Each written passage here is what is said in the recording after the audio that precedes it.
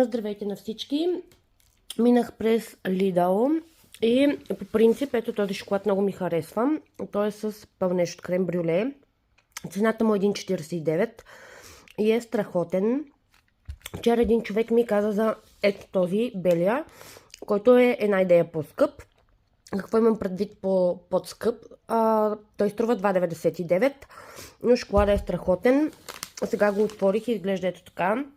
За хората, които обичат бял шоколад и солен бадем, защото бадем е изпечен и е солен, комбинацията е страхотна. Препоръчвам ви да ги пробвате и двата шоколада и да споделите дали са ви харесали. Другото, което закупих от Lidl, са ето тези кърпи за кухня за котлоните. Стават, разбира се, и за миската. Ще ги пробвам. Много исках да ги пробвам, така че ги купих. Кърпите са на цена от 2,99. И ето този почистващ спрей за печки. Цената на него е 4,29 и него ще го пробваме. Просто днес идеята ми е да подредя малко гардероба на Никола и не знам дали ще стигна до печката.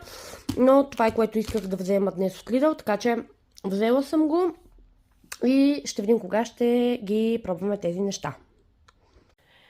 Искам да ви покажа ето това сладко зимно якенце, което закупих за Николчето. Както виждате, този много сладък колан сърчице и ето тук има още едно сърчице. Не знам вие дали сте попадали на тази марка, казва се Серганд Мажор. Имат физически магазин в Мол София, също така може да поръчате и онлайн. Много ми хареса това якенце. По принцип, както виждате и по етикет е размер 122, дават го за 7 годишно, но разликата в 116-та и в 122-ката е единствено в дължината на ръкава. Разбира се, има някаква минимална дължина, така че аз не се притеснявам да подгъна ръкава на Никол. Искам да го видите и отвътре. Този модел лично е по-късичък вариант. Ще следя в онлайн сайта им, както и в магазина. Дали ще имат, разбира се, ще има и нови модели якенца, но аз искам да взема и тип парка.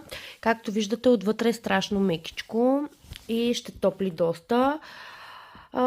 Попадна ми на много добра цена и нямаше как да не го взема, разбира се. Както казах, това е по-къс вариант, а аз искам по-дълга парка, така че ще следя и за такава.